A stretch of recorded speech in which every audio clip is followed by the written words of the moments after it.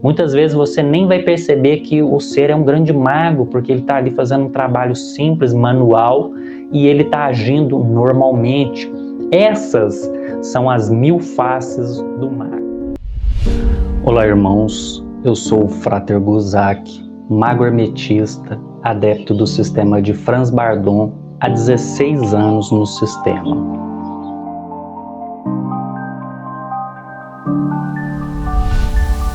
Definir magia não é uma coisa muito simples. A definição da magia, ela é uma coisa muito mais complexa do que se presume, do que as pessoas geralmente falam. Isso porque a gente tem que manter em mente que existem 2 significados básicos para magia, ou seja, 2 pontos de vista diferentes e que têm uma visão completamente diferente uma da outra acerca do que é a magia. O primeiro ponto de vista é o ponto de vista leigo, o ponto de vista profano. Os profanos, eles têm uma visão completamente diferente do que um iniciado tem acerca da magia.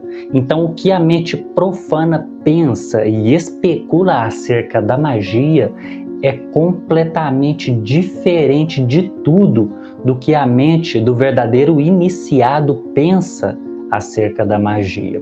Mas bom, vamos trazer uma definição que se possa entender e que se possa fazer harmonia entre estes 2 pontos de vista, é lógico, sem revelar segredos de ordens secretas. Basicamente, a magia é a capacidade de operar as leis naturais ao seu favor, utilizando da sua força de vontade e do seu conhecimento dessas leis. Então, você conhecendo as leis naturais, através da sua força de vontade, você consegue trabalhar nessas leis naturais para você conseguir estabelecer os seus propósitos, os seus objetivos de vida.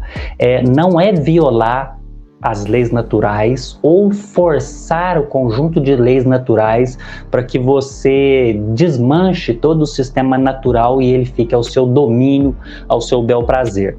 Não é isso. É usar as leis naturais que já estão estabelecidas ao seu favor para você construir transformações a partir delas. Então, essa seria a melhor definição e a mais simples do que é magia. Mas só que, como eu disse, é muito mais abrangente do que isso, vai muito mais além do que isso. Magia, portanto, basicamente, é a utilização das leis naturais através da sua força de vontade e do seu conhecimento de operação destas leis.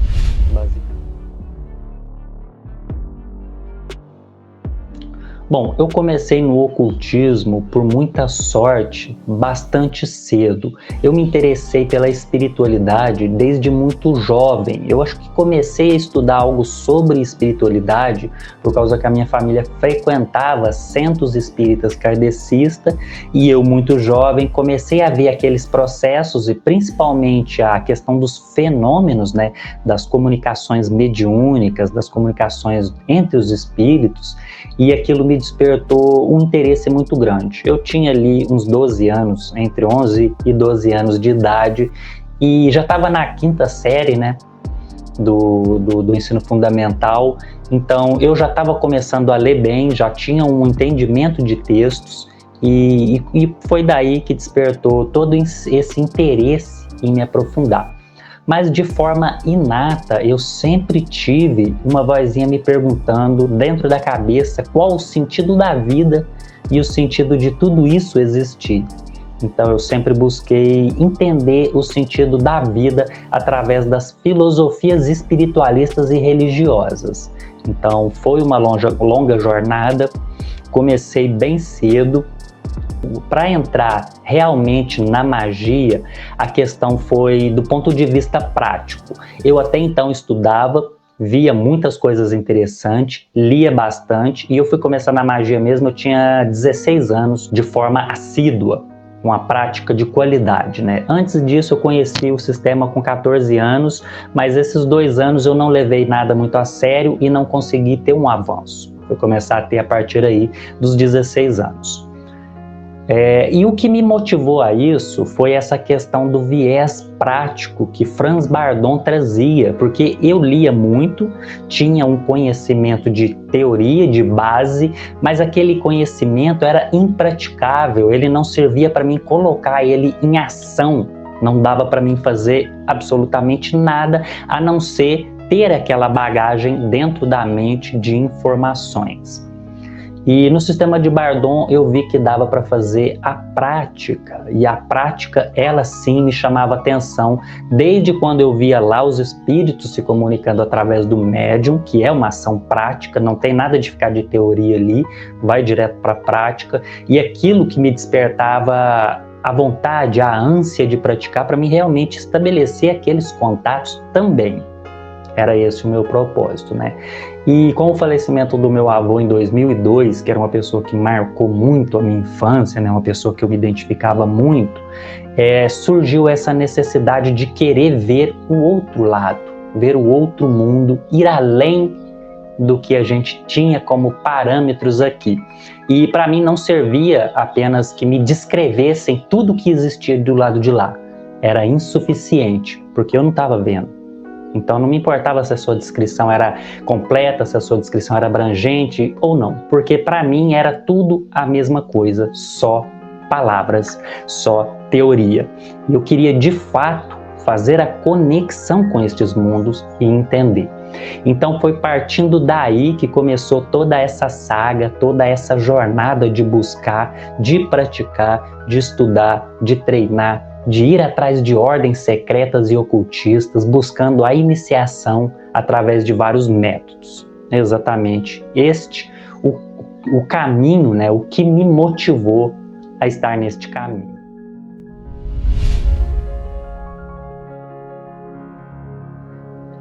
As pessoas sempre trazem essa pergunta, né, essa questão sobre quais as mudanças que a magia traz na vida de um praticante assíduo, de um praticante que se dedica ao seu sadhana, né, que é o seu treinamento espiritual. Quando você se dedica ao sadhana, você se empenha nele e leva a questão de ele ser mais importante do que todas as outras coisas, por isso usamos a palavra vida secular, vida profana, vida mundana, porque ela ocorre em segundo plano para quem está dedicado no seu sadhana. Então, a gente percebe aí que existem mudanças muito grandes para quem se empenha muito, quem transforma isso em sadhana no primeiro objetivo de vida. Agora, para quem deixa essa mudança em segundo plano, obviamente as transformações serão menores. Mas é importante entender as minhas transformações aqui. No começo eu tinha aquela questão da mente muito agitada, de pensar demais, estar o tempo todo pensando e especulando, principalmente, né? Que é aquele pensamento sem muito proveito. O pensamento especulativo, ele na verdade ele não te traz muito proveito, sabe? Porque você não tem nenhuma evidência do que realmente você está pensando. Então são pensamentos que você gosta e que você já se identifica com eles, e é a sua mente explanando e reafirmando isso para você. Uma vez que você entra no treinamento de Bardon, que você se depara com essa necessidade do controle da mente, aí sim você vai ver a real importância de manter a sua mente centrada e a sua mente controlada, ao invés de cair em fluxos constantes de divagações. Certo, esse é um dos aspectos. Uma vez que você atenuou, reduziu esse nível de divagações, você vai perceber inúmeras camadas da sua própria personalidade, da sua própria psique, do que você acha que é eu, que é aquilo que a gente sempre fala do ego, né? O ego, muitas pessoas confundem ego com egoísmo. Ego é aquela visão, o eu que você construiu de si mesmo, aquilo que você pensa que é seu eu, mas que se outra pessoa analisar, ela vê diferente, se outro ser analisar, ele vê diferente. Então a gente percebe que é um eu ilusório. E tem toda essa desconstrução desse eu ilusório à medida que você vai avançando na magia. Isso é a transformação alquímica interior, a transformação de si mesmo. Você deixa de ter pensamentos demais, então você passa a controlar melhor as suas emoções. Uma vez que você controla melhor as suas emoções, você passa a não ter mais impulsos da sua carga instintiva, e tudo isso muda completamente o panorama da sua vida. Você passa a ver o mundo com os olhos mais calmos, sem aqueles impulsos antigos. Tudo isso constrói a sua mente, constrói o seu pensamento, a sua psique de uma maneira que você realmente quer. É pegar aquilo que é bom em você e guardar e desenvolver, né? Plantar é como se fosse uma sementinha, aguar ela para ela crescer. E aquilo que é ruim, você simplesmente descarta, joga para lá, não utiliza aquilo. É isso, é a construção da sua personalidade, é o que acontece com todos os praticantes da magia. É a morte do eu antigo, essa ilusão do eu, né, do eu que você acha que é, mas não é a morte dele para o renascimento de um eu verdadeiro que você conhece através de todo o procedimento da introspecção e da transmutação de si mesmo. Portanto, as grandes mudanças que ocorreram em mim foi justamente isso: o controle da minha mente, o controle dos meus impulsos, o controle da minha força de vontade, de poder me empenhar em uma coisa sem me distrair, sem me interromper, sem perder o ânimo e a motivação, usar a energia de forma correta. Muitas pessoas chegam extremamente motivadas a fazerem algo, mas elas chegam tão motivadas, com essa força de vontade tão mal empregada, mal utilizada, que uma semana depois, um mês depois, ela já perdeu o interesse naquilo que ela se propôs a fazer. E quando você aprende a controlar seus pensamentos, a controlar suas emoções e seus impulsos, ter a força de vontade, você sabe usar ela, então você nunca chega empolgado demais em alguma coisa, querendo fazer tudo em um dia. Você chega com calma, porque você sabe levar a sua força de vontade além, de forma que não consuma a energia dela muito rapidamente e ela se acabe. E tudo isso muda completamente a sua vida, porque tudo na vida depende da sua dedicação, depende da sua paciência, depende da sua observação clara e nítida sobre as coisas, né? Então, se você não consegue observar o mundo com clareza, com nitidez, ter a calma interna para lidar com os eventos externos, você está sujeito ao movimento que o vento te toca. É aquela analogia de você ser uma pluma solta ao ar e o vento te leva para onde ela quiser, para onde ele quiser. E uma vez que você está no controle, não, você assume que você é o que controla a sua vida e você não é mais a pluma ao vento. Essas são as principais mudanças que ocorreram na minha vida. Eu sou capaz de estabelecer um plano e seguir o meu plano à risca. Nem sempre o plano vai dar errado, vai dar certo, nem sempre, mas uma vez que você segue as coisas com muito mais afinco, com muito mais dedicação, você está disposto a recomeçar outro plano e de novo, então as suas chances de ter um plano certo é muito maior, porque você está engajado em diversos processos, em diversos planos, então vai dar certo. E é aí que acontecem as transformações da vida das pessoas. Você não precisa acertar todos os seus planos para você ter aquele sucesso. Você só precisa acertar um plano bom. Na hora que ele der certo, tudo flui. E é o que acontece. E isso se dá através de todos estes controles do pensamento, das emoções, da sua força de vontade, dos seus impulsos que são originários, são oriundos, né, do instinto animal, que nós somos de natureza animal, e a nossa parte consciente deve sobrepujar essa parte animal.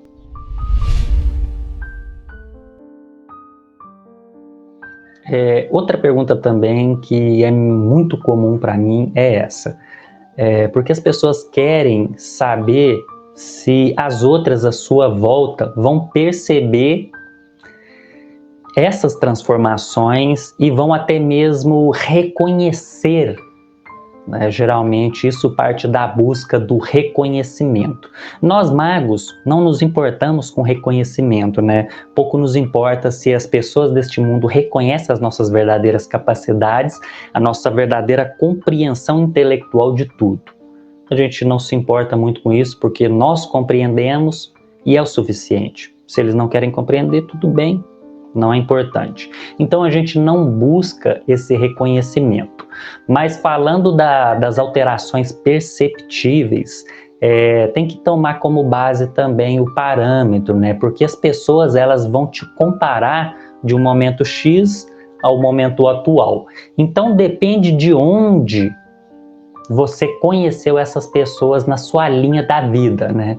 Se você conheceu elas muito jovens, se você manteve o contato com elas, ou se o contato foi perdido durante o tempo e elas te viram novamente em outro tempo. Ou até mesmo aquele núcleo familiar que é mais próximo, que convive sempre com você. Então, existem várias percepções das suas mudanças. Vamos falar um pouquinho de cada um de forma breve para vocês entenderem o que são essas transformações e até que nível elas são perceptíveis pelas pessoas à sua volta. Dentro do núcleo familiar. Dentro do núcleo familiar existe um problema muito maior, que é aquela questão de que você é sempre criança para as pessoas do seu núcleo familiar, porque elas têm aquela lembrança da sua infância, então elas têm uma grande dificuldade de reconhecerem os seus avanços e as suas capacidades. Dentro do núcleo familiar, que a gente pensa, né, que deveria ser o contrário, deveria nos estimular o crescimento, é aonde existe mais disso, né, da dificuldade de perceber o seu nível de crescimento e evolução, porque as pessoas tendem a te comparar com aquela época da infância. Elas te conheciam muito bem quando você era jovem, mas elas não te conhecem mais hoje, porque você cresceu, você faz muitas coisas que as pessoas não sabem, que é parte da sua vida. E elas não sabem, então elas não têm esse parâmetro, elas comparam ao anterior. Dentro deste círculo mais próximo, as pessoas vão perceber que você vai desenvolvendo uma metodologia, uma rotina, elas vão perceber mais as questões físicas do que as questões psíquica e intelectual. Então elas vão perceber mais a questão da rotina, mais a questão do que você faz no seu dia a dia, do que o que realmente mudou dentro da sua mentalidade. Porque essas pessoas elas não estão muito abertas a perceberem que você adotou uma nova mentalidade que não é aquela que elas conheciam na sua infância. Então essas terão as percepções mais limitadas de toda a sua transformação. Agora, dentro do núcleo de amigos, é um pouco mais fácil de perceber, porque geralmente os amigos são mais abertos a entenderem o que você pensa, estão dispostos a conversar, entender o seu pensamento, porque a questão da amizade tem muito aquela reciprocidade, né? Aquela igualdade. Geralmente as pessoas são amigas porque elas têm um pensamento parecido, ou na mesma linha, ou gostam de coisas próximas, coisas semelhantes. Então, uma vez que você vai se alterando muito, que a sua personalidade vai mudando muito, o seu pensamento também, né, igualmente vai se alterando, então estes amigos vão percebendo sim o que está acontecendo com você no nível psíquico, no nível psicológico, no nível aí mental. E elas vão perceber essas transformações muito facilmente. É onde que você vai conseguir ter mais parâmetros por causa disso, né? Algumas pessoas podem até se afastar de você, porque você vai se tornar tão diferente delas que acaba essa reciprocidade, né? Que gera amizade. Porque às vezes no seu passado você gostava de coisas frívolas e fúteis. E com o desenvolvimento intelectual, o crescimento da sua consciência, você não vai gostar mais desse tipo de coisa. Logo, você não vai mais conviver com pessoas que gostam desse tipo de coisa. Essas mudanças acontecem muito. A última transformação, a última grupo de pessoas, né, que percebem essas transformações são amigos esporádicos, aqueles que você vê vez ou outra, né? Então, eles vão perceber mudança sempre. Cada vez que eles vão ver você é diferente para eles, né? E eles não estão acostumados a ver o seu dia a dia, eles não te conhecem com profundidade. Então, para eles, você vai estar diferente, mas eles não sabem definir exatamente o que te faz ser diferente a cada vez. Podem pensar que talvez a sua aparência, talvez a sua roupa, eles vão notar aquela diferença no nível inconsciente, mas eles não sabem com exatidão o que realmente fez essa transformação, o que realmente se passou aí. No nível geral, é óbvio que é perceptível, porque você muda muito mesmo, principalmente quem segue o sistema de Bardon à risca, que tem a transmutação, a primeira transmutação interior acontece ali, ó, entre o grau 2 e o grau 4. Então vocês já estão suscetíveis à transformação logo no início dessa jornada. E são 2 ou 3 anos praticando, 4 anos, dependendo do caso. Então vai ser uma mudança muito grande para um intervalo de tempo bem pequeno aí, desses 3 a 4 anos. Então vão perceber grandes transformações. Depois virão outras transformações interiores, importantíssimas, e cada uma delas vai te alterando muito. Então, de forma geral, se você mesmo se comparar a lá atrás, você vai perceber que é outra pessoa completamente diferente. Mudou personalidade, mudou gostos, mudou hábitos, mudou interesses, tudo se transformou. Você é um novo ser, renovado, reconstruído, ressignificado. Você se transformou através daquilo que você queria. Então, as transformações são grandes e são perceptíveis, sim. As pessoas vão notar que tem algo diferente, embora elas não saibam exatamente o que.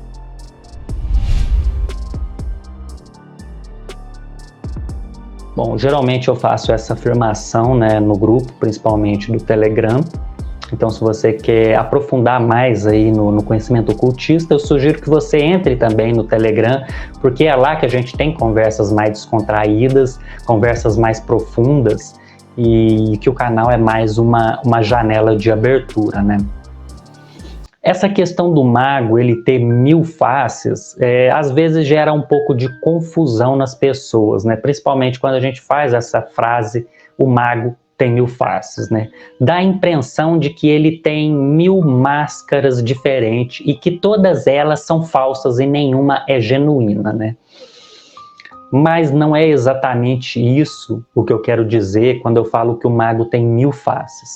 Quando eu falo que o mago tem 1000 faces, significa que ele tem 1000 personalidades para ele utilizar na ocasião necessária. O mago que fez a primeira transformação, que é capaz de controlar os seus pensamentos, que é capaz de controlar suas emoções, os seus impulsos, tem força de vontade, ele já fez as transformações internas, ele aprendeu a usar essa transformação interna de uma forma favorável, de uma forma que beneficie ele no seu desenvolvimento mágico ou na sua vida secular. Isso é natural, é uma capacidade sua. Por exemplo, se você tem um braço forte, você vai pegar coisas pesadas, é natural, você não vai evitar pegar peso, porque você sabe que você pega tranquilo. E o mago, ele sabe das capacidades dele e ele sabe da habilidade dele de conhecer a si mesmo e de transformar a sua psique. Então, por que não utilizar os seus grandes poderes que você desenvolveu através do treino? Então, sim, o mago tem 1000 personalidades, 1000 faces, porque ele vai utilizar uma em cada ocasião e ele pode muito bem distanciar uma da outra. E isso, todo mago vai utilizar isso porque Bardon nos ensina em seu sistema através do primeiro grau, do grau 1, que você precisa saber deixar as coisas do trabalho no trabalho, as coisas de casa em casa, as coisas do templo de magia no templo de magia, as coisas da câmara de iniciação na câmara de iniciação. Logo, o mago está envolvido em várias atividades que são naturais da vida secular, que são naturais da vida magística, e ele está lidando com diferentes pessoas em diferentes níveis. Então ele não pode ser ele mesmo o tempo todo, falar as coisas que ele descobriu o tempo todo, porque isso vai causar conflitos, isso vai causar estranhezas, isso vai trazer revelações inesperadas. Logo, o mago ele tem que saber se colocar em cada uma das situações da sua vida, seja ela X, Y, Z, seja qualquer situação. Se eu, como mago, aqui na presença de vocês profanos, que são pessoas não iniciadas, eu tenho uma maneira diferente de falar, eu tenho uma maneira diferente de levar a informação. Se eu estou dentro de um núcleo de iniciação, instruindo, eu tenho uma maneira diferente de levar a informação e levar o conhecimento para aquelas pessoas que já têm uma instrução a mais. Se eu estou num grupo entre iniciados, entre mestres e mentores, tendo uma reunião filosófica, a conversa é totalmente diferente das duas anteriores. É muito mais complexa, é muito mais profunda, é muito mais abrangente. Agora, se eu estou num núcleo comum, num trabalho secular, profano, eu não vou falar de operações mágicas, eu não vou falar de nada disso, não vou falar de força de vontade, eu vou agir como uma pessoa comum. Muitas vezes você nem vai perceber que o ser é um grande mago, porque ele está ali fazendo um trabalho simples, manual, e ele está agindo normalmente. Essas são as 1000 faces do mago. Não são 1000 máscaras de falsidade, mas são 1000 personalidades utilizáveis em 1000 ocasiões diferentes. E o mago, durante o seu dia a dia, todo santo dia, ele tem que lidar com várias questões diferentes. Então ele vai estar sempre utilizando das suas várias faces. Isso é natural para todo praticante.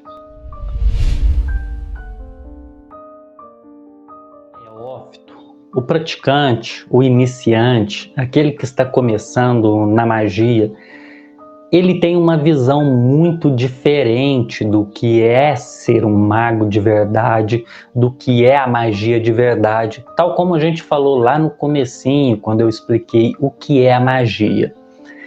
Então, o praticante, ele vai ter sempre expectativas surrealistas acerca do seu desenvolvimento, dos seus resultados, da sua perspectiva, do seu avanço. E tudo isso vai gerar uma visão distorcida do que realmente é a jornada da magia. Por isso, o que eu indico como um praticante experiente, para quem está começando, saiba afastar as expectativas da sua mente e focar mais no seu objetivo, no seu treinamento. Foque no treinamento, para de ficar naquela mente especulativa, gerando todo um mundo imaginário à sua volta.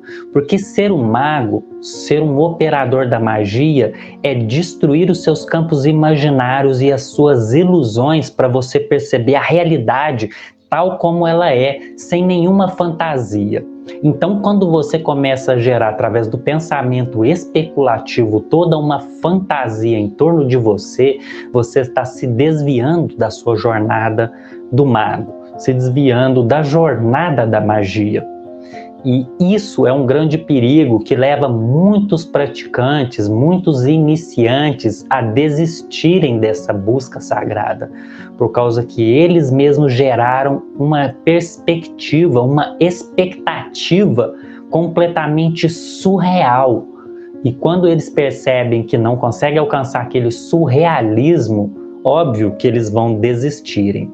Então, se você se afasta das suas expectativas e você foca mais no seu treinamento, aí você está focando no aprendizado, no crescimento e no desenvolvimento das suas capacidades mentais e intelectuais.